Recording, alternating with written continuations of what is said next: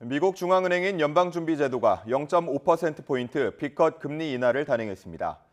연준은 이틀간의 공개시장위원회의를 마치고 성명을 낸 후 기준금리를 4.75에서 5%로 0.5%포인트 내린다고 밝혔습니다.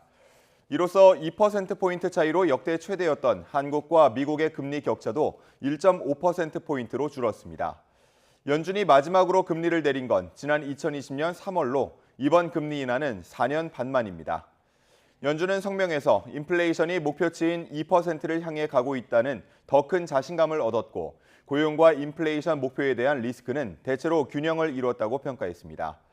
또 점도표를 통해 연말 기준금리 전망치를 종전의 5.1%에서 4.4%로 낮춰 올해 두 차례 추가 금리 인하를 시사했습니다. 레바논에서 무선 호출기 수천 대가 폭발한 이튿날인 현지 시간 18일 레바논 각지에서 휴대용 무전기가 폭발해 사상자가 발생했습니다. AP통신과 타임스 오브 이스라엘 등에 따르면 18일 오후 레바논 동부 베카벨리에서 헤즈볼라가 사용하던 휴대용 무전기가 터져 최소 3명이 숨졌습니다. 수도 베이루트 외곽 다히에 지역에서도 전날 삐삐 폭발로 숨진 헤즈볼라 대원의 장례식 운구 행렬 주변에서 무전기가 터졌습니다. 이스라엘과 국경을 맞댄 레바논 남부에서도 폭발 사례가 보고됐습니다. 현지 보안 소식통에 따르면 이번에 폭발한 무전기들은 헤즈볼라가 5개월 전 구입했다고 로이터는 전했습니다. 폭발 원인은 아직 알려지지 않았습니다. 레바논 무장정파 헤즈볼라를 겨냥한 무선 호출기 등 통신기기 동시 폭발과 관련해 유엔 안전보장이사회가 현지 시간 20일 긴급회의를 엽니다. 유엔 안보리 9월 의장국인 슬로베니아 주 유엔 대표부가 긴급회의 소식을 알렸는데 이번 회의는 아랍권 국가를 대표하는 안보리 회원국 알제리 요청으로 소집됐습니다. 현지 시간으로 지난 17일 오후 레바논 전역에서는 헤즈볼라가 통신 수단으로 주로 사용하는 삐삐 수천 개가 동시에 폭발해 12명이 숨지고 약 2,800명이 다쳤습니다. 이뿐 아니라 무전기 등 통신 장비 폭발이 추가로 발생해 레바논 전역에서 100명 넘는 부상자가 나온 것으로 알려졌습니다. 정부는 전공의 집단 행동으로 추석 연휴 기간 응급실 의사 수가 400명 이상 줄었지만 일부가 우려를 제기했던 큰 불상사나 의료 공백은 발생하지 않았다고 밝혔습니다. 조규홍 보건복지부 장관은 연휴 응급의료 대응 상황 브리핑에서 이렇게 말하고 응급의료 체계가 일정 수준 유지될 수 있었던 건 경증일 때 응급실 이용을 자제한 국민과 의료진의 헌신 덕분이라고 평가했습니다. 또 지역별로 또는 특정 시간대별로 의사 인력 부족 등을 이유로 진료를 받는 데 시간이 소요돼 환자와 가족들이 어려움을 겪은 사례가 있었던 것이 사실이라고 인정했습니다. 다만 충북 청주에서 임신부가 75개 병원의 수용 거부로 6시간 만에 치료를 받은 사례나 광주에서 손가락 절단 환자가 4곳에서 수용을 거부당한 사례는 비수도권의 필수 의료 인력 부족 때문이라며 이런 문제를 해결하기 위해 정부가 의료개혁을 추진하고 있다고 강조했습니다. 모범 중소기업인으로 대통령 표창까지 받은 제조업체의 대표가 대학생 계약직 직원에게 욕설하고 폭행한 혐의로 검찰에 넘겨졌습니다. 경기 화성 서부경찰서는 최근 중소기업 대표 50대 남성 A씨를 폭행과 모욕 혐의로 송치했습니다. A씨는 6월 화성시 서신면에 있는 제조업체 공장에서 20대 대학생 계약직 직원에게 폭언하고 눈과 가슴 부위 등을 폭행한 혐의를 받습니다. 피해자는 대학 연계 프로그램을 통해 한 학기만 일하는 학생이었는데 A씨는 일을 잘 하지 못한다는 이유를 들어 범행한 것으로 전해졌습니다. YTN 취재 결과 A씨는 7월 2024 경기 중소기업인 대회에서 모범 중소기업인으로 선정돼 대통령 표창장까지 받은 것으로 확인됐습니다. 정부의 가계대출 관리 노력에 더해 은행권이 대출 문턱을 높이면서 주요 은행의 가계대출 증가세가 이번 달 들어 주춤하고 있지만 안심하기엔 이른 것으로 보입니다. 금융권에 따르면 5대 은행의 지난 12일 기준 주택담보대출 잔액은 570조 8,388억 원으로 8월 말보다 2조 1,772억 원 늘었습니다. 월간 최대 증가폭을 기록했던 8월보다 증가세가 둔화한 건데 지난 7월부터 가계대출 금리를 줄 인상한 데 이어 강력한 대출 억제 조치를 쏟아낸 효과가 시차를 두고 드러나는 것으로 보입니다. 신용대출도 같은 기간 1,043억 원 늘어나는 데 그쳤는데 이달 들어 5대 은행 전체 가계대출 증가폭은 2조 690억 원으로 집계됐습니다. 다만 주간 기준으로 비교해보면 주담대 증가세는 가팔라졌는데 5대 은행의 지난 5일까지 주담대 증가폭은 8,835억 원이었다가 6일부터 12일까지는 1조 2,937억 원으로 커졌습니다. 이에 따라 가계대출 증가세가 본격적으로 둔화하고 있다고 안심하기에는 이른 상황으로 분석됩니다.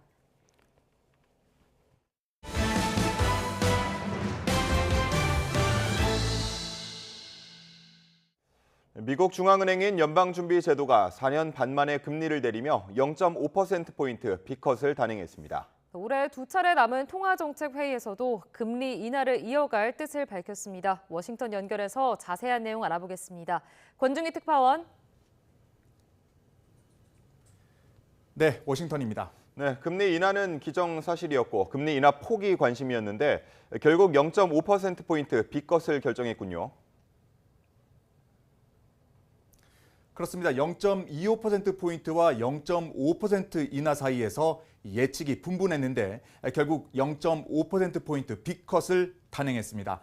연방준비제도는 이틀간의 공개시장위원회를 마친 뒤 기준금리 상단을 5.5%에서 5%로 내린다고 밝혔습니다. 이로써 2%포인트로 역대 최대였던 우리나라와 금리 격차도 1.5%포인트로 줄었습니다. 연준이 마지막으로 금리를 내린 게 2020년 3월이니까 이번 금리 인하는 4년 반 만입니다. 팬데믹 이후 나타난 최악의 인플레이션을 잡기 위해 이어갔던 이 물가와의 전쟁을 드디어 끝낸 겁니다. 다만 B컷 결정 과정에서 연준 내부에서도 의견 대립이 있었습니다. 미셸 보먼 연준 이사가 0.5%포인트가 아닌 0.25%포인트 인하를 주장하며 반대표를 던지면서 2년 만에 처음으로 만장일치 행진이 깨졌습니다. 네, B컷 금리 인하를 단행했다는 건 그만큼 물가 안정보다는 성장 둔화 관리에 초점을 맞췄다 이렇게 봐도 괜찮을까요? 그렇습니다. 제롬 파월 연준 의장은 기자회견에서 물가가 목표치인 2%로 내려가고 있다는 확신이 더 강해졌다 이렇게 밝혔습니다. 그러면서 평소보다 큰 폭인 0.5%포인트 금리 인하를 단행한 이유로 세 가지를 들었습니다. 먼저 고용지표가 약화되고 있다는 점과 과거 일자리 증가폭을 하향 조정한 수치가 나오고 있다는 점, 또 경제 약화 조짐을 보인 경제보고서 베이지북을 봤을 때 경기 부양에 더 신경 써야 한다고 말했습니다. 다만 경제는 여전히 지속적으로 성장하고 있다며 연준이 금리 인하를 더 서두를 만큼 급한 상황은 아니라고 진단했습니다. 이번 금리 인하가 경기 침체 우려에 선제 대응한 것이란 점을 강조한 겁니다. 네, 올해 FOMC가 두 차례 남았는데 추가로 금리 인하가 이루어질 것도 예고했다고요? 네, 연준은 금리를 발표하면서 올해 금리 예측치인 점도표도 함께 내놨습니다. 새로 나온 점도표를 보면 올 연말까지 금리 중간값이 4.4%로 지금보다 0.5%포인트 더 낮습니다. 따라서 앞으로 두 번 남은 연준 통화정책회의에서 각각 0.25%포인트씩 금리를 내릴 거란 관측이 나오고 있습니다. 또 내년에는 1%포인트 금리를 더 내릴 것으로 예상해 4차례 추가 금리 인하가 전망됩니다. 뉴욕 증시는 등락을 거듭했습니다. 오전에 마이너스던 주가가 금리 인하 발표 이후 오르다가 이 파월 의장의 기자회견이 진행되면서 다시 마이너스로 전환됐습니다. 지금까지 워싱턴에서 YTN 권중입니다. 무선 호출기 수천 대가 폭발한 레바논에서 이번에는 무전기가 또 잇따라 터지면서 300여 명의 사상자가 추가로 발생했습니다. 유엔 등 국제사회는 민간인을 대상으로 한 국제법 위반이라며 이번 사태를 규탄했습니다. 신웅진 기자의 보도입니다. 레바논에서 삐삐가 동시다발적으로 터진 다음 날 남부주의 주도인 시돈 한복판에 있는 휴대폰 가게에서 또 폭발이 일어났습니다. 전국적으로 동시에 휴대기기가 연쇄적으로 터졌는데 이번에는 무전기입니다. 레바논 보건부는 수백여 명의 사상자가 추가로 발생했다고 밝혔습니다. 이번에 폭발한 무전기들은 헤즈볼라가 5달 전에 구입한 것으로 전해졌습니다. 정확한 원인은 아직 확인되지 않았는데 삐삐가 터진 과정과 비슷할 것으로 추정됩니다. يعني الأجهزة سواء البارحة البيجر أو الأجهزة اللاسلكية اليوم هي موجودة بيد وحدات إدارية ذات طابع لوجستي أو خدماتي وهذا بالتأكيد له تداعيات إنسانية أخلاقية وبالتأكيد يعني الموضوع العسكري يعني موضوع مختلف تماما. 레바논에서는 전날 삐삐 연쇄 폭발로 12명이 숨지고 약 2,800명이 다쳤습니다. 유엔은 민간인들이 사용하는 물품을 무기화해선 안 된다며 이번 사태를 규탄했습니다. I think it's very important that there is an effective control of civilian objects, not to weaponize civilian objects. That should be a rule that everywhere in the world governments should be able to implement. 폴커 튀르크 유엔 인권 최고 대표도 성명을 통해 민간인 피해가 발생한 점에서 용납할 수 없는 일이라며 국제인권법과 국제인도법을 어긴 행위라고 비판했습니다. 그러나 비난의 대상을 명시하지는 않았습니다. 헤즈볼라와 레바논, 이란 등은 이스라엘을 폭발 공작의 배후로 지목하고 있지만 이스라엘은 여전히 확인도 부인도 하지 않고 있습니다. YTN 신홍진입니다. 우크라이나군이 미사일 등을 보관하던 러시아 군용 창고를 무인기로 파괴했다고 AP통신 등이 우크라이나 보안당국 관계자를 인용해 보도했습니다. 보도에 따르면 모스크바 북서쪽으로 380km, 우크라이나 국경과는 약 500km 떨어진 트베르주 토로페츠 마을 인근 무기 창고에서 현재 시간 18일 새벽 우크라이나군의 드론 공격으로 폭발과 함께 큰 불이 났습니다. 이 창고에는 S-300, 이스칸데르 등 각종 미사일과 탄약 등이 보관돼 있었는데 북한산 KN-23 단거리 탄도미사일도 있었다고 보안당국 관계자는 AP통신에 밝혔습니다. 러시아 보건부는 이번 폭발 사고 후 13명이 병원 치료를 받았다고 밝혔습니다. 의정 갈등으로 인한 전공의 이탈로 추석 연휴 기간 응급 의료 대란 우려가 컸습니다. 정부는 다행히 큰 불상사 없이 고비를 넘긴 것으로 판단했는데요. 일부 지역에서 보고된 치료 거부 사례는 전공의 부재가 아닌 고질적인 필수 인력 부족에서 비롯됐다고 강조했습니다. 이문석 기자입니다. 의정 갈등으로 추석 연휴 전 응급실 대란 우려가 제기됐습니다. 전공의 이탈로 권역 응급의료센터 의사 수가 400명 이상 줄었기 때문입니다. 정부는 다행히 연휴 기간 응급의료 체계가 일정 수준 유지됐다고 평가했습니다. 연휴 전에 일부에서 우려했던 것과 같이 의료 공백으로 인한 큰 불상사나 큰 혼란은 없었다고 봅니다. 이는 의료 현장에서 헌신한 의료진과 구급대원 등의 노력 덕분이라고 추켜 세웠습니다. 또 중증이 아니면 응급실 대신 가까운 동네 병의원을 찾은 국민에게도 고마움을 전했습니다. 실제로 추석 연휴 기간 응급실을 찾은 환자는 하루 평균 27만여 명으로 지난해 추석 때와 비교해 31% 감소한 거로 조사됐습니다. 하지만 지역별 혹은 특정 시간대별로 진료에 시간이 소요돼 환자와 가족들이 어려움을 겪은 사례들이 보고됐습니다. 정부도 병원 70여 곳에서 거부당한 청주 임신부와 4곳에서 치료를 거부당한 광주 손가락 절단 환자 사건 등을 언급했습니다. 나머지 16개 병원은 진료과 부재, 액과 수술 등으로 수용이 곤란하다고 하였습니다. 다만 수용 거부 사태가 고위험 전문 분야 진료이거나 주로 비수도권에서 벌어졌다며 전공의 이탈이 아닌 고질적인 지역 필수 인력 부족을 원인으로 꼽았습니다. 또 이런 근본적인 문제를 해결하기 위해서라도 의료개혁이 필요하다고 강조했습니다. 우려했던 응급실 대란은 피했지만 의정 갈등이 계속 평행선을 달리면서 국민의 진료 불안 전전긍긍도 쉽게 사그라지지 않을 전망입니다. YTN 임석입니다.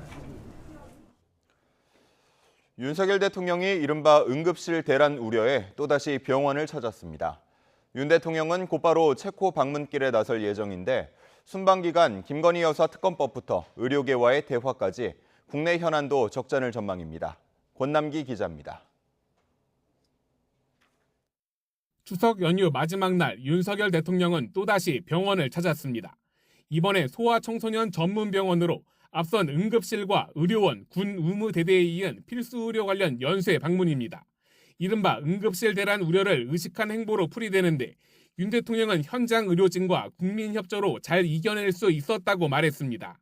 수고 많으세요. 연휴에 고생 많으십니다. 정부가 더 많이 지원하고 좀 뒷받침할게요. 네, 감사합니다. 네, 고맙습니다. 네. 윤 대통령은 연휴 직후 김건희 여사와 함께 체코로 떠납니다. 지난 7월 체코 신규 원전 사업의 우선 협상자로 선정된 걸 계기로 최종 수주까지 총력을 다하겠다는 취지이지만 국내 상황이 만만치 않다는 분석입니다.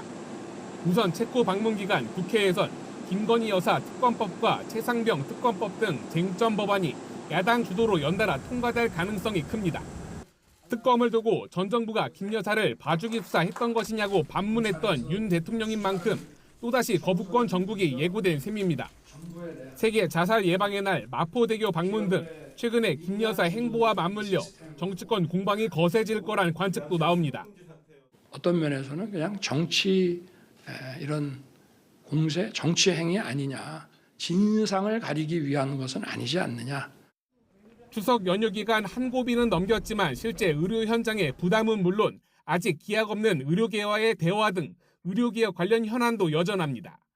여기에 애초 지난달 말에서 연휴 이후로 연기됐던 국민의힘 한동훈 대표와의 만남이 예정대로 진행될지도 관심입니다. 윤 대통령이 최근 취임 뒤 최저 수준의 지지율을 기록하는 등 국정 동료 확보에 어려움을 겪고 있다는 분석도 나오는 만큼 체코 방문 이후 반등의 계기를 마련할 수 있을지 관심이 쏠리고 있습니다. YTN 권남기입니다. 응급실 의사 명단을 포함해 근무 중인 의사 실명을 의사 커뮤니티에 악의적으로 올리거나 공개 비방한 사례 43건에 대해 정부가 수사를 의뢰했습니다.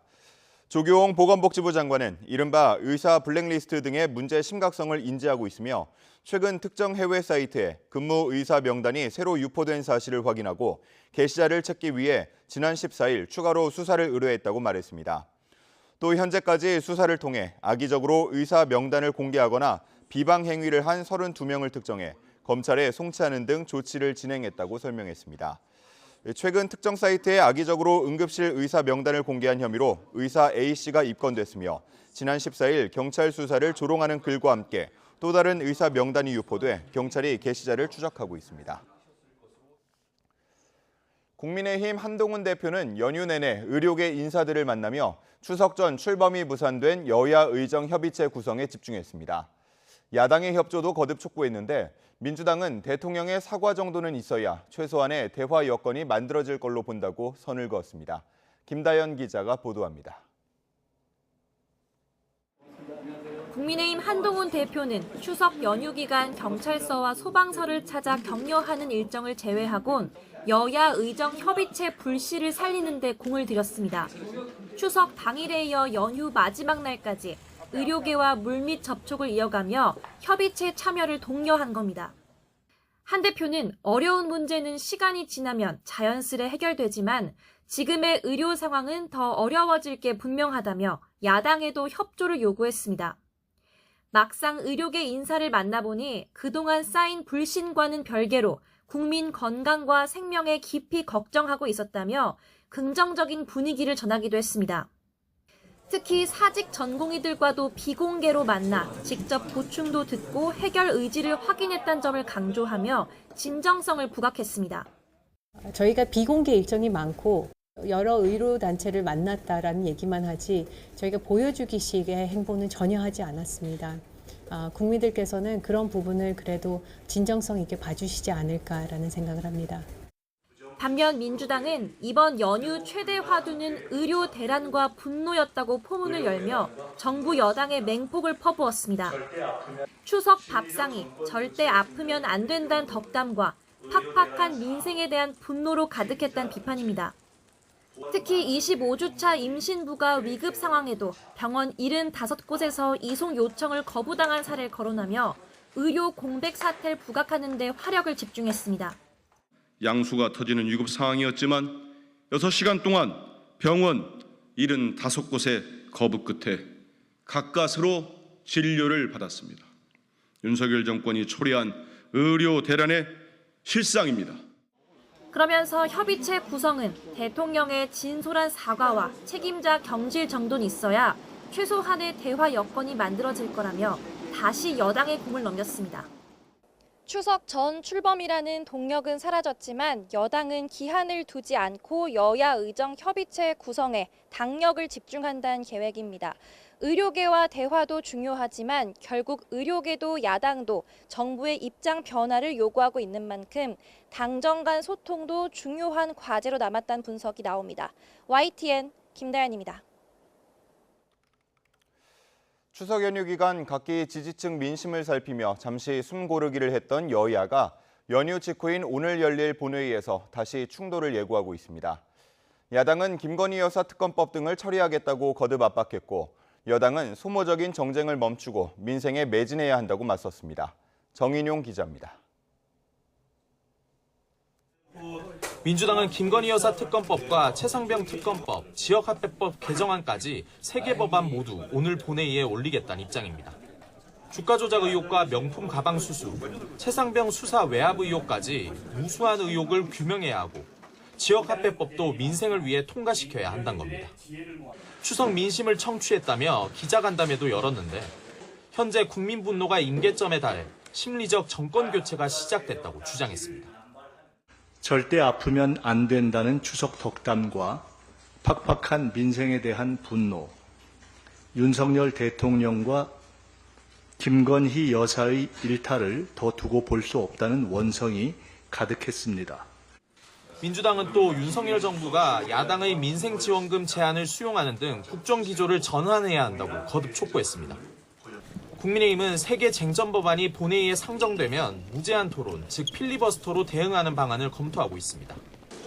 김 여사 특검법은 실체가 없는데 의혹만으로 특검을 해선 안 되고 최상병 특검법도 민주당 입맛대로 특검을 임명할 수 있어 위헌적이라는 겁니다. 민주당의 묻지마 특검법 발의로 인해 국민의 삶과 직결된 민생 현안들은 뒷전으로 밀려난 지 오래입니다.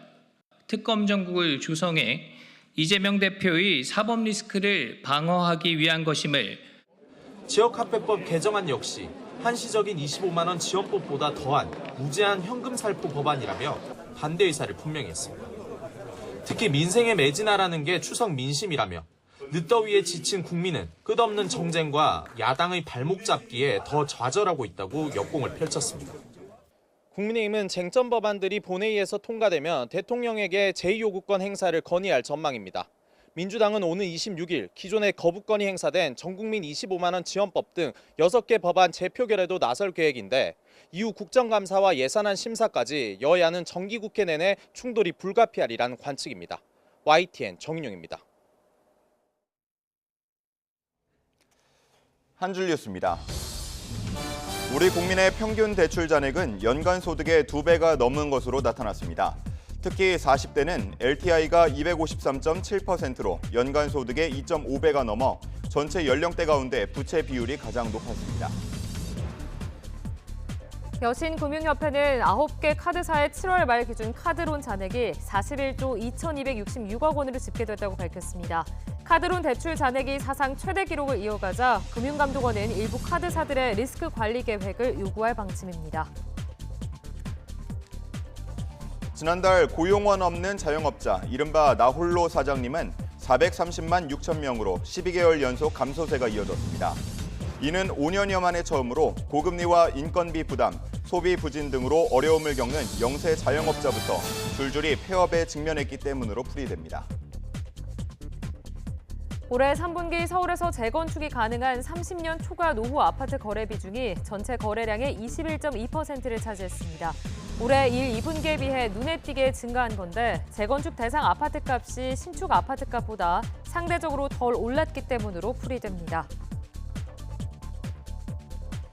부동산 알114는 8월 말 기준 서울 지역 아파트 3.3제곱미터당 평균 매매 가격은 4,106만 원으로 집계됐다고 밝혔습니다. 구별로 보면 서초구가 7,774만 원으로 가장 비쌌고 도봉구가 2,179만 원으로 가장 낮아 두 지역 간 아파트값 격차는 3.57배로 커졌습니다. 정부가 지은 지 30년이 넘은 전국 노후 공공임대주택 79개 단지에 대한 재건축 전략을 수립합니다. 국토교통부는 오는 11월까지 이들 단지의 관리를 위한 연구 용역을 진행한 후 재정비, 리모델링 계획을 세우기로 했습니다. 이달 들어 지난 9일까지 주택구입 개별 주택담보대출 신규 취급액은 하루 평균 3,405억 원으로 역대 최고 수준이었던 8월보다 15% 줄었습니다. 하지만 6, 7월과 비교하면 큰 차이는 없는 수준입니다. 지적 측량 정확도를 높이기 위해 정부가 측량 오차 허용 범위를 축소하고 측량 이력 관리를 의무화합니다. 국토부는 지적 측량 시행 규칙과 업무 처리 규정 개정안을 입법 예고하고 전자평판, 드론 측량과 같은 신기술 확대를 위한 법적 근거도 마련했습니다.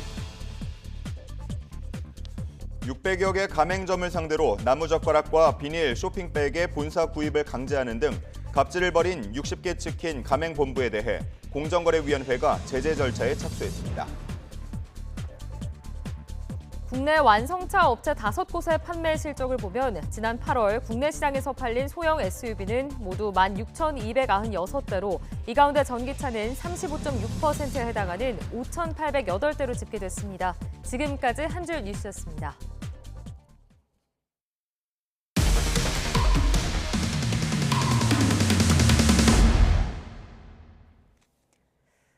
모범 중소기업인으로 뽑혀 대통령 표창까지 받은 제조업체 대표가 직원에게 욕설을 내뱉으며 폭행한 것으로 드러났습니다. 이를 못한다는 이유에서였는데 해당 직원은 대학 연계 프로그램으로 한 학기만 일하러 온 학생이었습니다. 표정우 기자가 단독 취재했습니다. 지난 3월 대학생 A씨는 학점이 인정되는 연계 프로그램을 통해 한 중소제조업체에서 일을 시작했습니다. 그런데 일한 지 한 달도 되지 않아 날벼락이 떨어졌습니다. 지시한 일을 제대로 못하고 실수했다며 회사 김모 전무에게 심한 욕설을 들은 겁니다. 야, 너 한국 사람 아니냐? 예? 한국 사람 아니야? 아니요, 어떤 것을 그러십니까? 아, 진짜 짜증나 죽겠어. 뭐 하나 시키면 2달 뒤 받은 충격은 더 컸습니다. A씨는 전무 친동생이자 회사 대표가 일 처리가 느리다는 이유로 폭행까지 했다고 말했습니다. 타박상을 입은 몸도 몸이지만 마음에 생긴 상처는 훨씬 더 깊고 큽니다. 정신적 충격을 감당하기 어려워 병원에 기대는 상황입니다. 제 눈 밑도 이렇게 푹푹 세게 찌르시고 그리고 나서 하시는 말이 난 이는 걸 파버리고 산재 처리해주면 돼. 난 돈만 주면 돼. 라고 하시고 그냥 대표님 아무도 못 건드리는 그런 느낌인 거예요. 아무도 말리지도 않고 뒤에서 보기만 하고 있고. A씨가 폭행 당사자로 지목한 대표는 이후 지방 중소기업인 대회에서 모범 기업인으로 선정돼 대통령 표창장을 받았습니다. 직원 사기를 북돋고 산업 발전에 이바지한 기업인이라는 겁니다. 하지만 석 달 넘게 회사에서 함께 일해온 A씨에겐 도저히 납득이 안 가는 대목입니다. 출장 갔다 와서 정리를 하고 갔는데 정리가 안 된 차가 있거나 뭐 더러운 차가 있으면 망치를 가져오라 해요. 진짜로 공장에서 망치를 갖다 드리면은 차 유리를 망치로 다 부숴요. 그냥 차 정리 개판을 했다고. 경찰은 지난달 말 대표를 폭행뿐 아니라 욕설과 모욕 혐의도 더해 검찰에 넘겼습니다. YTN 취재진은 대표 측의 입장을 물었지만 아직 재판 결과가 나온 건 아니라며 말을 아꼈습니다. 직장 내에서 이런 괴롭힘으로 사회생활을 시작한 분들은 그 후유증이 되게 많이 남는 경우가 많거든요.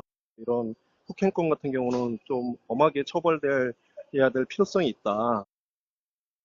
조사에 나선 고용노동부는 전무와 대표의 행위 모두 직장 내 괴롭힘으로 판단하고 조만간 과태료를 부과할 예정이라고 밝혔습니다. YTN 표정우입니다. 네, 자동차로 고속도로를 달리다 보면 기름을 넣어야 할 경우가 많죠. 시내처럼 주변 주유소와 가격 비교도 쉽지 않고 선택의 여지가 없어 값이 좀 비싸도 주유를 하는 경우가 많은데요.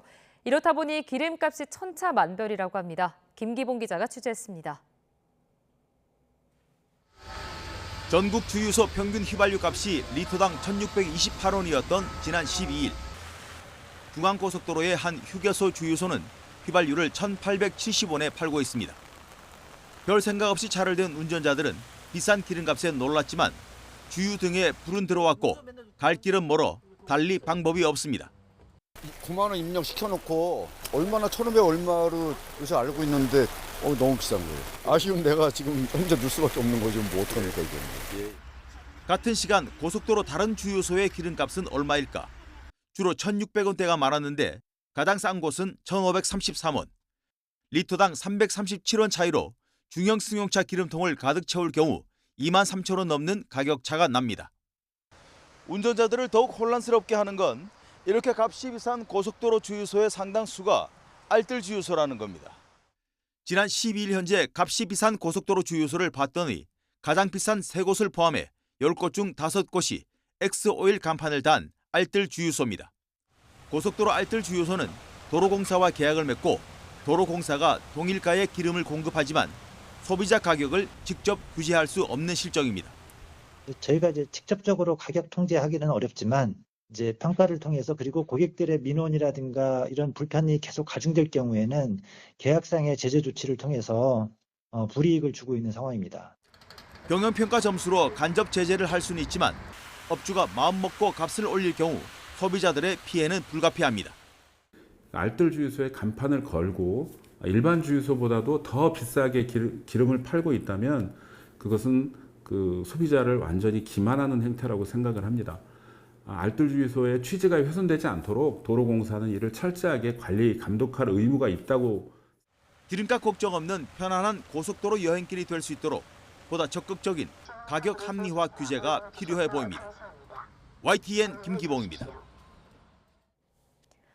이번 달 들어 5대 은행의 주택담보대출 규모가 2조 원 넘게 늘었습니다. 8월보다 오름폭이 주춤하고 있지만 불씨는 여전해 안심하긴 이르다는 평가가 나옵니다. 이형원 기자입니다.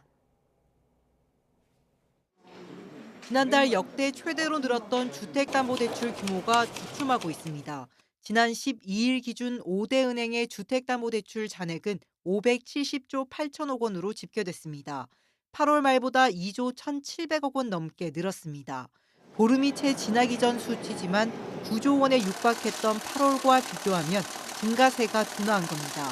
은행권이 7월부터 대출 금리를 줄인 상한데 이어 만기를 축소하고 유주택자 대출을 제한한 여파가 서서히 나타나고 있는 것으로 분석됩니다. 여기에 이번 달부터 대출 한도가 줄어든 스트레스 DSR 2단계가 시행된 것도 영향을 준 것으로 보입니다. 특히 규제를 앞둔 지난달 막차 수요가 몰리면서 이번 달에는 기저 효과를 보고 있다는 평가도 나옵니다. 은행 쪽만 비교를 해보니까 대략 5영업일 기준으로는 8월 대비 한 절반 정도 수준입니다. 증가폭이. 효과는 좀 나오고 있다. 물론 안심하긴 이릅니다. 집값 상승 기대감이 여전한 데다 기준금리 인하가 본격화하면 대출 수요를 다시 자극할 수 있기 때문입니다. 하나는 이제 금리 인하, 이거는 시장에 보면 상승 요인이죠. 또 한쪽은 이게 이제 대출 규제는 하락 요인이잖아요. 두 변수가 서로 시속 게임을 하는 건데 서울 수도권 기준으로 보면은 거래량이 약간 줄면서 숨고르기 양상이 나타날 가능성이. 이에 금융당국은 앞으로 가계대출 추이를 지켜본 뒤 추가 조치 여부를 결정한다는 방침입니다. YTN 이영웅입니다.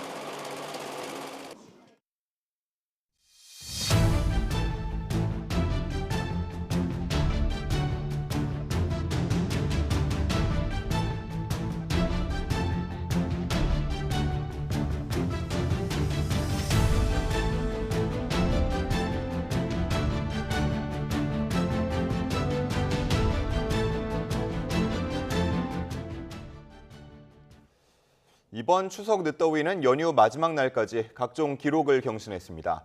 서울은 역대 가장 늦은 폭염경보와 열대야 기록을 썼고 경남 양산에서는 가장 더운 9월 기온을 경신했습니다. 네, 태풍이 부추긴 이번 더위는 북쪽에서 찬 공기가 내려오는 내일부터 꺾일 전망입니다. 장하영 기자가 전해드립니다.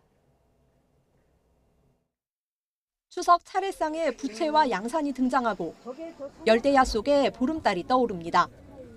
귀경길 시민들 옷차림만 보면 추석이 아닌 피서철 같습니다. 추석 연휴 닷새 동안 전국이 30도를 훌쩍 넘는 더위를 보이며 대부분 지역에 폭염특보가 내려졌습니다. 연휴 마지막 날 서울에 역대 가장 늦은 폭염 경보가 내려졌고 경남 양산은 37.2도를 기록하며 9월 낮 최고 기온을 경신했습니다. 더위 속에 온열 질환자도 발생했습니다. 추석 당일 부산에서 불볕더위 속에 야구를 보던 관람객 40여 명이 두통과 어지러움에 시달리면서 다음 날엔 7, 8월 혹서기에만 적용하는 휴일 오후 5시 경기가 부활했습니다. 이번 늦더위는 여름 내내 한반도에 머무르며 태풍도 얼씬하지 못하게 한 고기압이 꿋꿋이 자리를 지켰기 때문입니다. 여기에 나란히 비슷한 경로로 북서진한 13호, 14호 태풍이 남동풍을 일으켜 덥고 습한 공기를 우리나라로 밀어내며 더위를 부추겼습니다. 평년보다 7, 8도 높은 이례적 9월 폭염은 내일 전국에 비가 내리며 누그러질 전망입니다. 북쪽에서 찬 공기가 내려오면서 하루 만에 5, 6도 가까이 기온이 떨어질 걸로 보입니다. 이번 더위는 20일 기압골이 통과하면서 전국적으로 비가 내리겠고요. 기압골 후면으로 북쪽에서 찬 공기가 남하면서 더위는 완화되겠습니다. 하지만 선선한 가을 날씨를 기대한다면 실망할 수 있습니다. 기상청은 내일 이후 30도를 크게 웃도는 더위는 사라지겠지만 여전히 예년에 비해 2, 3도 높은 기온이 유지되고 해수면 온도가 높아 태풍이 발생할 가능성도 있다고 설명했습니다. YTN 강하영입니다. 어젯밤 8시 40분쯤 경남 거제시 고현동 15층짜리 아파트 13층에서 불이 나 1시간 반 만에 꺼졌습니다. 놀란 주민 3명이 대피했는데 다친 사람은 없었습니다. 소방은 빈집에서 불이 시작된 것으로 보고 정확한 화재 원인을 조사하고 있습니다. 추석 연휴 마지막 날인 어제 북한이 또다시 쓰레기 풍선을 띄웠습니다. 서울시와 경기도는 긴급 재난 문자로 시민들에게 낙하물에 주의하라고 알렸습니다. 앞서 북한은 추석 연휴 기간인 지난 14일과 15일에도 쓰레기 풍선을 잇따라 살포했습니다.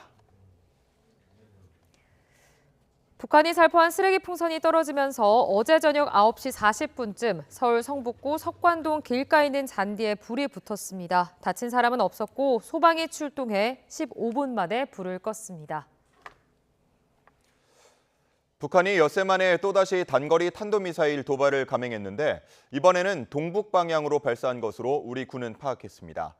정확도를 시험하기 위해 내륙 쪽으로 발사했을 가능성과 함께 러시아 수출 목적이 있는 것으로 보인다는 분석도 나옵니다. 조수연 기자입니다. 오전 6시 50분, 우리 군은 북한이 평안남도 개천 일대에서 동북 방향으로 발사한 단거리 탄도미사일 여러 발을 포착했습니다. 군은 미사일이 약 400km를 비행했다며 세부 재원은 한미 당국이 분석 중이라고 밝혔습니다. 정확한 낙하 지점은 확인되지 않았지만 북한이 정밀도를 시험하기 위해 바다가 아닌 내륙 쪽으로 발사했을 가능성도 배제할 수 없습니다. 러우 전쟁의 재격화에 따른 대러 수출용, 바이든 행정부의 대북 정책 실패를 부각시키는 대미용, 우리 국민들의 불안감 확산을 통해 남남 갈등용 등의 다목적 의도가 담긴 것으로 분석합니다. 북한은 지난 12일에도 단거리 탄도미사일인 600mm 초대형 방사포를 여러 발 발사했는데 당시 비행거리가 360km로 이번과 비슷했습니다. 또 지난 13일 쇼이구 러시아 국가안보회의 서기가 방북해 김정은 위원장과 군사협력을 논의한 만큼 러시아 수출을 염두에 두고 재시험에 나선 것 아니냐는 분석이 나옵니다. 어느 정도 더 정밀성을 가지고 있는지를 아마 러시아 사람들이 좀 알고 싶었다라고 한다면 이것이 이제 동북 지역의 어떤 특정한 내륙 지역에 목표 지점을 주고 거기에 떨어지는 것을 최종 확인하는 그런 차원에서 이런 사격이 이루어졌을 수도 있거든요. 북한의 이번 미사일 발사는 핵탄두 제조에 쓰이는 고농축 우라늄 시설을 공개한 지 닷새 만이기도 합니다. 여기에 북한은 대남 쓰레기 풍선 등 복합 도발을 이어가고 있는데 11월 미국 대선을 앞두고 존재감을 과시하기 위해 도발 수위를 더 끌어올릴 수 있다는 관측입니다. 대통령실은 안보 상황 점검 회의를 열어 대응 방안을 논의했고 한미일 북핵 대표도 전화 협의를 통해 북한의 도발을 규탄하면서 단호한 대응을 위해 긴밀히 공조하기로 했습니다. 군 당국은 굳건한 한미 연합방위 태세 아래 북한의 어떠한 도발에도 압도적으로 대응할 수 있는 능력과 태세를 유지할 것이라고 강조했습니다. YTN 조수연입니다. 커트 캠벨 미 국무부 부장관은 북러 협력으로 북한이 더 많은 도발을 할 수 있는 대담함을 가지게 될 수 있다고 강조했습니다. 캠벨 부장관은 현지 시간으로 18일 미 하원 외교위원회 인도태평양 지역 강대국 간 경쟁 관련 청문회에서 북한과 러시아의 파트너십에 대해 우려한다며 이같이 밝혔습니다. 캠벨 부장관은 북러 협력에 대한 최선의 대응은 한미일의 더 깊은 관여라며 미국은 해구산 등 한반도에 대한 어떠한 위협도 용납하지 않겠다는 조처를 취했다고 말했습니다. 또 지난 6년 동안 미국은 북한과 사실상 소통이 없었다며 북한이 미국과 직접 관여하지 않는 길을 택했다고 지적했습니다.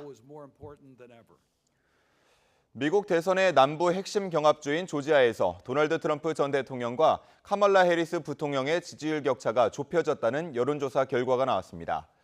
애틀랜타 저널 컨스티튜션이 조지아 주립대와 유권자 1,000명을 대상으로 조사한 결과 트럼프 전 대통령의 지지율은 47%, 해리스 부통령 지지율은 44%로 나타나 오차 범위 내 접전을 벌이고 있는 것으로 나타났습니다. 응답자의 8%는 아직 지지하는 후보를 결정하지 못했다고 답했습니다. 미 대선 민주당 대통령 후보인 카멀라 해리스 부통령이 소수인종 유권자 공략에 집중하고 있습니다. 해리스 부통령은 현지 시간으로 18일 워싱턴 DC에서 열린 미국 하원 히스패닉 코커스 연구소 리더십 컨퍼런스에서 트럼프 전 대통령이 사상 최대의 추방을 공약했다고 비난했습니다. 해리스 부통령은 이민 시스템을 개혁해야 한다며 우리는 시민권을 획득하는 길을 만들고 국경이 안전하도록 하는 두 가지를 해내야 한다고 강조했습니다. 9월 19일 목요일 미리 보는 오늘입니다. 윤석열 대통령이 오늘부터 2박 4일 일정으로 체코를 공식 방문합니다. 윤 대통령은 부인 김건희 여사와 함께 오늘 출국해 체코의 수도 프라하에 도착할 예정인데요. 대통령실은 이번 방문을 통해 원전 사업 수주가 확정될 수 있도록 적극적인 세일즈 외교를 펼칠 것이라고 밝혔습니다. 오늘 국회 본회의가 예정된 가운데 더불어민주당 등 야당은 김건희 여사 특검법과 최상병 특검법, 지역화폐법 개정안을 상정해 처리한다는 계획입니다. 국민의힘은 여야가 애초 오는 26일 본회의를 열기로 합의한 만큼 오늘 본회의는 인정할 수 없다며 무제한 토론, 필리버스터와 회의장 불참 등 대응 방안을 검토하고 있습니다. TMF 피해자들이 구성한 검은우산 비상대책위원회가 구영배 큐텐 회장 등 경영진에 대한 형사 고소에 나섭니다. 비대위 측은 오늘 오후 3시 부회장과 류광진 팀원 대표, 류화연 위메프 대표, 김동식 인터파크 커머스 대표를 사기와 횡령, 배임 혐의로 서울중앙지검에 고소한다고 밝혔습니다. 검찰은 오늘 류광진, 류화연 대표를 피해자 신분을 불러 조사할 예정입니다. 지금까지 미리 보는 오늘이었습니다.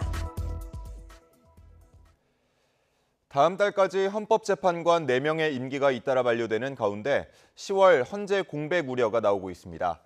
헌법재판관 9명 중 7명 이상의 출석 없이는 심리를 열 수 없는데 국회가 임명하는 3명의 후임 인선이 관건이 될 전망입니다. 신지원 기자가 보도합니다.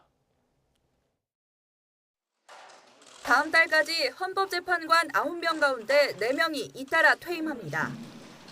오는 20일 이은혜 재판관을 시작으로 다음 달 17일 이종석, 이영진, 김기영 재판관의 임기가 한 번에 끝나는 겁니다. 대법원 지명목신 이은혜 재판관의 후임 인선은 차질 없이 진행되고 있지만 국회 추천목신 3명의 공백을 채우기는 쉽지 않습니다. 교섭단체가 양당으로 줄어든 상황에서 여야가 각각 1명씩 추천하고 남은 한 자리를 어떻게 할지 합의해야 하기 때문입니다. 현재 헌법재판소에는 이진숙 방송통신위원장의 탄핵 심판이 진행 중이고 고발 사주 의혹으로 탄핵 소추된 손준성 검사와 이재명 더불어민주당 대표 수사를 맡았던 강백신, 박상용 검사 등의 탄핵 심판이 있습니다. 문제는 재판관 7명 이상 출석해야 심리가 열리고 법률의 위헌이나 탄핵 여부를 결정하기 위해서는 6명 이상이 찬성해야 한다는 점입니다. 그만큼 정족수에 결정적인 영향을 미칠 후임 재판관 선출에 치열한 대립이 예상됩니다. 헌법재판소의 주요 사건이 산적한 가운데 국회가 후임 인선 합의에 이르지 못할 경우 10월부터는 사실상 평의도 열지 못하게 되는 헌재 마비가 우려되고 있습니다. YTN 신지원입니다. 코인에 거액을 투자해 논란이 된 김남국 전 의원이 최근 관련 의혹에 대해 무혐의 처분을 받았죠. 하지만 코인 투자를 하면서 시세에 영향을 줄 수 있는 입법 활동을 했다는 비판은 계속되고 있습니다. 이런 논란을 막기 위해 가상자산 이용자 보호법에 보완이 필요하다는 지적이 나옵니다. 윤흥성 기자가 보도합니다. 거액의 코인 투자로 논란이 됐던 김남국 전 의원은 가상자산 업체의 미공개 정보 이용이나 입법 로비 등 각종 코인 관련 의혹에 대해 무혐의 처분을 받았습니다. 하지만 이와 별개로 이해 충돌 논란은 계속되고 있습니다. 김 전 의원은 지난 2021년 9월과 10월 사이 위믹스 코인 20억 원 상당을 매수한 뒤 11월부터 12월까지 99억 원에 팔아 2달 만에 80억 원 정도 수익을 올렸습니다. 문제는 이를 전후에 김 전 의원이 코인 투자에 유리한 입법 활동에 적극적이었다는 점입니다. 코인 시세는 관련 정책에 즉각적이고 민감하게 반응하는 만큼 김 전 의원의 행보가 코인 가격 상승에 영향을 미쳤을 거라는 시각도 있습니다. 코인에 거액을 투자한 김 전 의원이 결국 자신이 수혜를 보는 정책을 추진했다는 이해 충돌 논란이 나오는 이유입니다. 2021년 7월에 가상자산 소득과세 1년 유예 소득법 이 개정안을 발의했거든요. 이것도 이해 충돌입니다. 그리고 2021년 12월에는 게임머니 가상화폐 관련 게임 산업진흥법을 또 공동 발의했고 지난 7월부터 코인 시장의 투명성 확보를 위해 가상자산 이용자 보호법이 시행 중이지만 이런 우려는 여전합니다.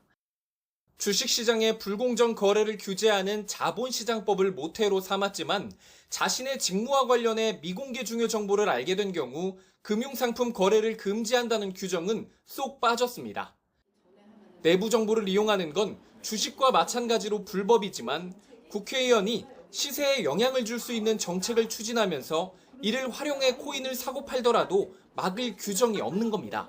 정책적 결정을 하는 정치인들은 빠진다고 할 수 있죠. 가상자산에서는 이렇게 한다더라라는 정책적 소문 자체가 워낙 시세에 중요하기 때문에 중요 부분이 누락됐다고 생각됩니다. 가상자산 이용자 보호법에는 자본시장법과 달리 발행 관련 규제도 빠져 무분별한 코인 상장 뒤 먹튀 우려도 나온 상황. 이를 막기 위한 보완 입법이 진행되는 가운데 국회의원들의 이해충돌 논란을 예방하기 위한 규제 요구도 커지고 있습니다. YTN 윤웅성입니다. 수영장 직원을 탈의실에서 마주친 것에 불만을 품고 인터넷에 허위 비방글을 반복해서 게시한 경찰관에게 벌금형이 확정됐습니다.